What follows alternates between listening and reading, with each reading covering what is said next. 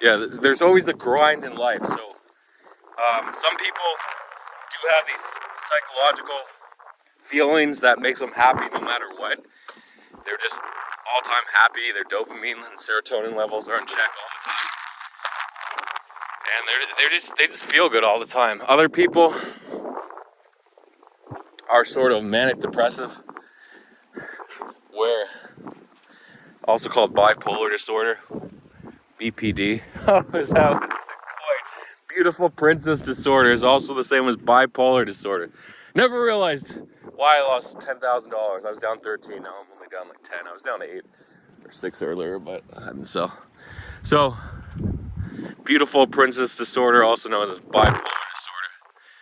Anyway, they're not related, but just the acronyms are. Sorry, the initials are. Acronyms are the words. Spell it. So BPD, bipolar disorder. So yeah, your emotions. Everyone has sort of different emotions. You want to be level most of the time, not too many ups and downs.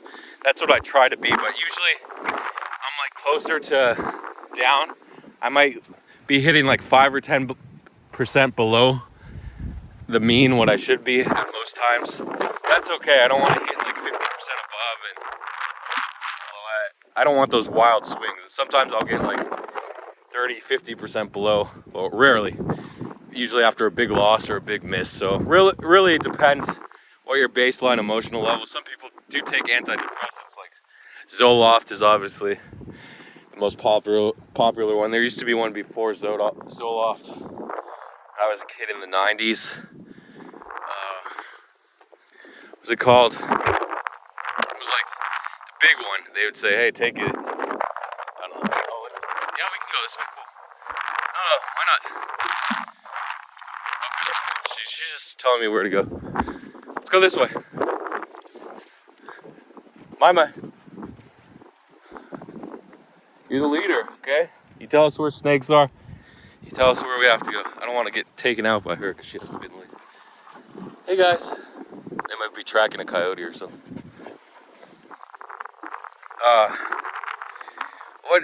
It was like the default antidepressant. One of the first big ones 30 years ago.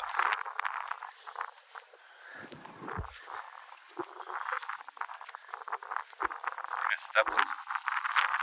I mean, it obviously did. Fuck, it feels like it went way into it. This is definitely a foxtail. Just get it out for a second.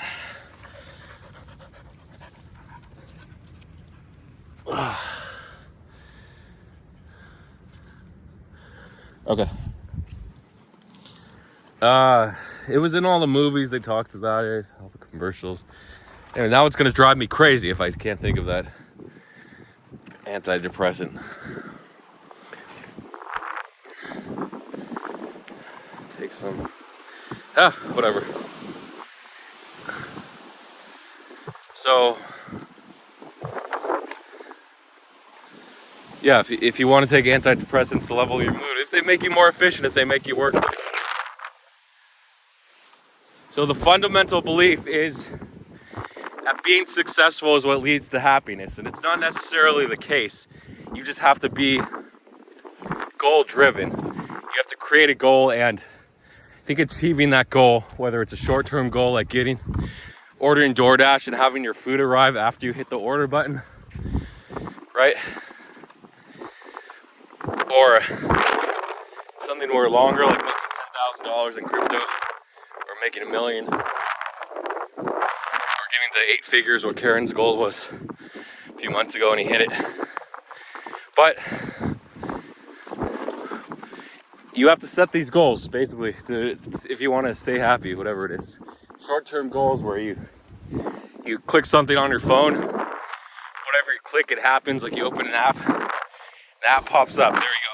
That tends to calm your mood. And what's that word? I say opposite, but adversarial, and I could just say the opposite. I can't believe I don't have the right word for the opposite. If you click something on your phone or your computer and nothing happens, that can send your mood way down. Your serotonin levels start to elevate and you're just start to get angry. So there we go. That's why you want to have your short-term goals, your immediate goals, and then your goals for the day, then your goals for the month, your longer-term goals for the year, for your lifetime, whether it's build a house, get a family, move up in your job, in your corporation. So again, the trick is just setting goals and accomplishing those goals. Most depressed people, they literally have no goals. I say, show me what you did for today. And I said, did you plan to do all those things? And they're like, no, it just happened. I didn't set any goals for the day. Well, that's why. Probably one of the reasons why you're depressed.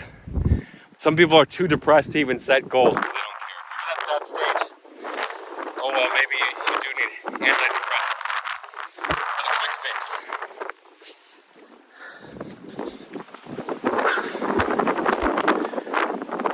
Don't go down there.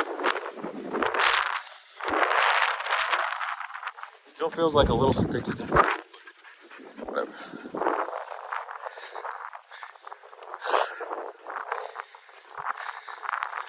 Should we go back to talking about crypto now? I think we shall. A couple launches yesterday. There are a lot of meme coins over the week. I got to talk about a whole week? Are you kidding me? The Bybit perp plays, Polyx, Gas, Power, Steam. And then the fifth, the little child, Riff, just follows BTC. So they all pumped and dumped and then pumped some more. But waiting for Power, Polyx mean reverted, Gas went to new highs and doubled the lows. It hit 350 and dumped to 250. Actually, Bybit perp opened at 335, went to 350, went down to 250 on. This is a spot of like my first crypto vlog in 2021, I think, or first or second. And then, no, I say of the spring, first or second, right before the spring, whatever I'm saying, that makes sense. I think it's early April. So you can go back to any vlogs. I know I do a lot of rambling, so I try to keep it moving, keep the topics going. The 2-minute vlogs are the best if you want to go back and look at those. If I went to the 2-minute vlog right now, I was doing 2-minute vlogs when I was sub 1,000 followers, 500 to 1,000. If I did those now, I'd get so many followers. Not so many, but I might double my follower count. But 2-minute vlogs, too much alpha is leaked there. Okay, so I don't do the 2-minute vlogs. The goal is not to leak alpha and give the viewer some edge. So, Gas went down, dipped to 280 after the Binance perp listing, and then bounced to 560. I think it went to 560 on perps. Nice 2x bounce. Gas, remember, Gas is the lowest market cap on Upbit, and it got sent. But it's neither here nor there. You probably didn't play. You might have scalped the move up. If you scalped the move down, you're nuts. You have balls of steel, and you'll probably lose all your money for scalping short in this market. You should scalp longs. You want to look at the trend, whatever the trend is, and scalp that way if you're going to scalp. Or you can buy and hold. You can do a swing where you swing for 50% or 2x.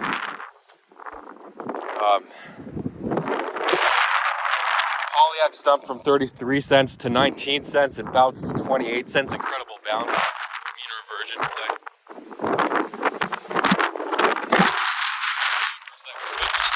Calm down.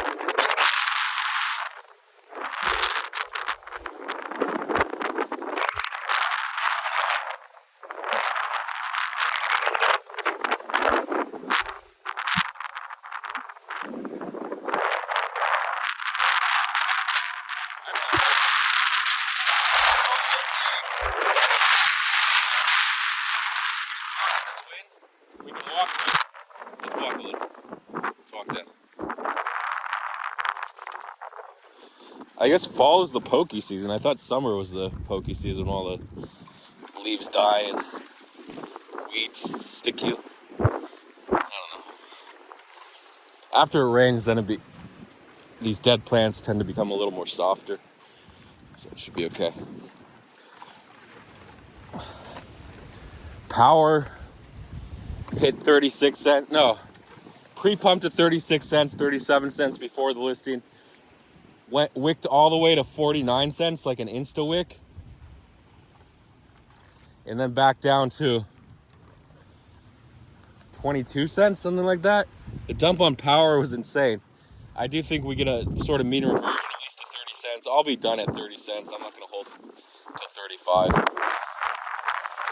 can. But I think holding till 30 is good. Or you can sell half around 30 or even 28. I haven't decided where to TP on power.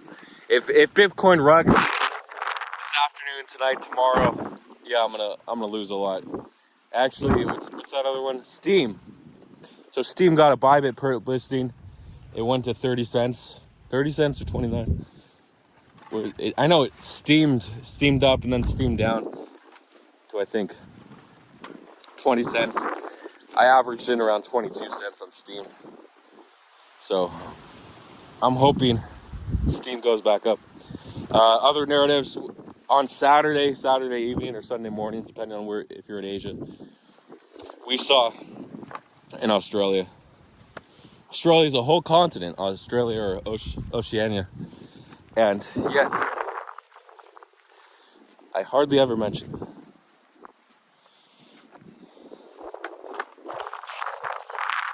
That way, I can take the big walk today. We can go the big walk.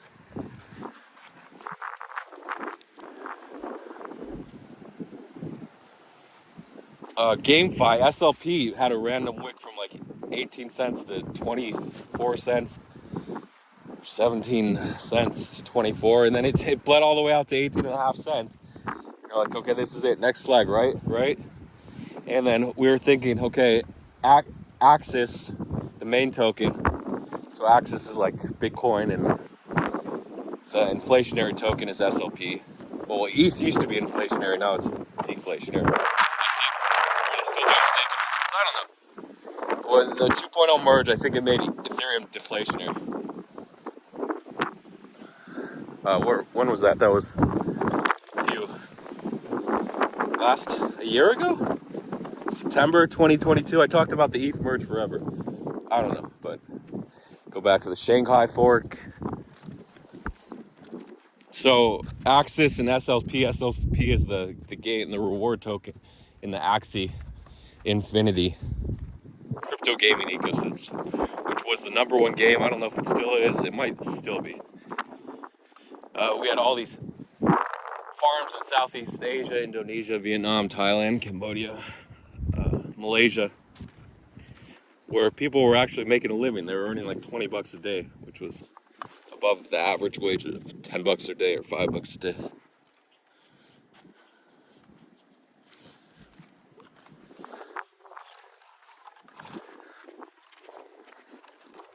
So anyway, Axis was like $4.70 the day before, a couple days before. Now it's $5, and they're like, okay, it hasn't really pumped like SLP. It hasn't gone parabolic. Do we long Axis? And my friend said, Ninguini, he said, hey, the market cap is too high in Axis. Don't long it. Just stick to SLP. And guess what? SLP, yeah, I just said, well, I told you what happened. SLP dipped to 18 cents from 24, and then it went up to 25 or something. I don't know where it hit. And then Axis hit 580. Come on. So I could have longed like $200,000 in that. So I did miss $20,000, $30,000. And it sucks waking up. The best part is when you go to sleep in a long and you wake up and it's in big profits. The worst thing is obviously your account. You get that liquidation notice. You check your emails. There's going to be that period where you're not even checking your exchange account. You're just refreshing your email for that liquidation notice. So be prepared, because you're not going to get an email that says you made $10,000. Congratulations on this long. It's not going to happen. Thought I heard a snake. Oh shit, that murder hornet just appeared out of nowhere. So part 3, let's go to part 3. So again, you got a long, sometimes you got a long when you go to sleep. So when you wake up and there's already a big move, you missed it, the risk reward is lower. So the narrative shifted from whatever it was, the Bybit perp narrative to GameFi. Just like click of a button, then we have all the GameFi tokens up like 10%, like Loka, TLM, Alien Worlds, whatever it's called. I don't know how TLM is the Alien Worlds. Okay, they don't even have the same letters in them. There's no M in the Alien World, so I don't know how that even happened. YGG, Yield Guild Games, and there's a few other. There's a GameFi category on, or Metaverse, Sand, and then you get the Metaverse that are part of GameFi, Sand, and Mana. Anyway, we might get those pumps. So again, you can long them. Again, it's hard. Now you're thinking, okay, this hasn't pumped. It's not moving. I'm not going to long, and then boom, it happens. So again, the risk is that nothing happens, and then the bigger risk is that it goes down because you have to use margin when you long, so it takes you out of a potential play. And then the reward is obviously if it goes up, if they actually laggard. And you can also try playing SLP that's already up 30 or 40%. But again, the risk of that is that you get wiped out. It stops going up. My. Take the fork in the road. We're going this way. My.